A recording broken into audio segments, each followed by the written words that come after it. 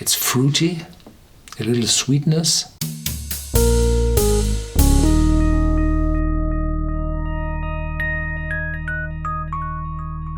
Welcome to Whisky.com, where fine spirits meet. My name is Lüning, Horst Lüning. I'm the master taster of Whisky.com, and today we have a German whiskey here in my cask. It's a Glen Els called Journey. It's around 50 euros and the ABV is 43%. And if you look very carefully at the bottle, it says it's non-chill filtered at 43%, so be careful to add water or ice. No ice. It paralyzes your tasting buds. And it's not colored. So a wonderful handmade whiskey, very, very dark. But I think the whiskey is not that old. And why it's so dark? Because it uses a lot of different fortified wine casks for the maturation.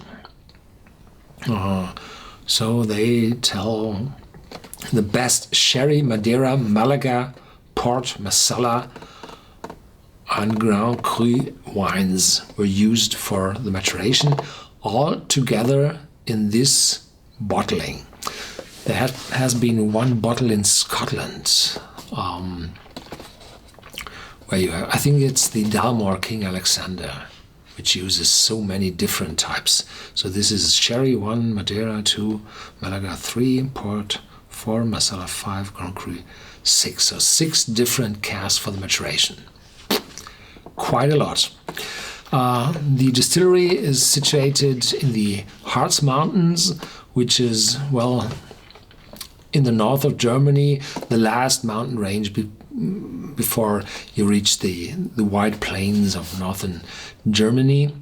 And it's a solitary mountain which rises, I think, 4,000 feet. And inside this mountain, there's a lot of myth tellings, and this was produced the first time, this Glen Els whiskey, in the Hammerschmiede, which was a forging forging establishment where they forged iron. And well, after a few years of work, they had to move to bigger premises, and today they have quite a new one, and they have a still looking like a eau de vie still, but they fire it with wood. So wood is a natural energy supply because it's regrowing and it's carbon neutral, and so they ride this wave to be very natural and very modern. And they are distilling it 2 times. They do not fire the stills directly with the wood fire, but they fire a water pot, and in this water pot resides the still. So there's no need for a rummager inside the still, because the hot flames would cause burning of the particles, of the residual particles from the malt in the wash. So this is a plastic cork. No chances for a bad cork.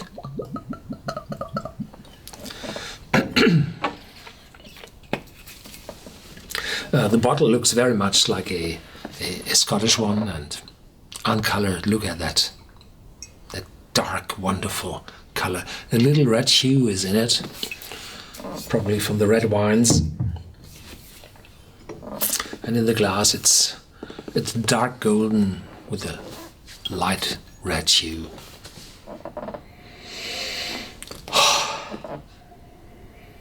It's smooth. It's fruity, a little sweetness. In the back there are some sultanas, a little maltiness, but most of it is this sherry Malaga portwood dark fruitiness. Yeah.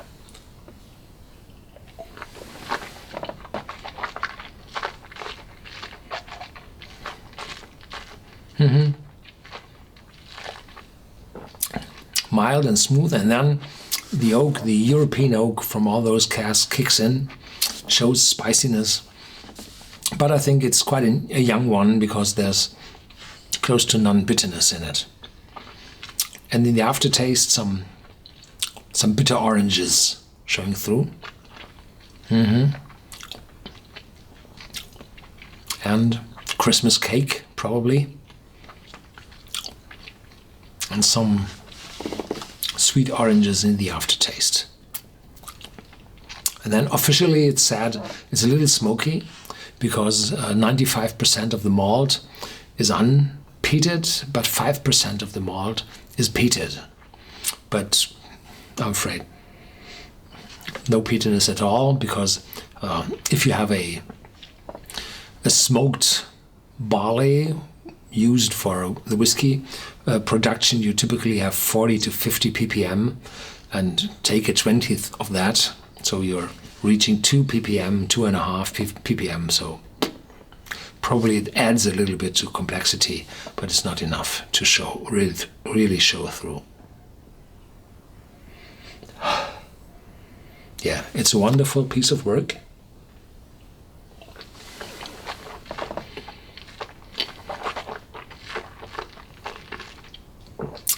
And the Glen Els distillery grew bigger and bigger, and here with 6 casks mixed together, the amount of bottles should range in several thousands. So there's more of this whiskey and the journey be available on the market.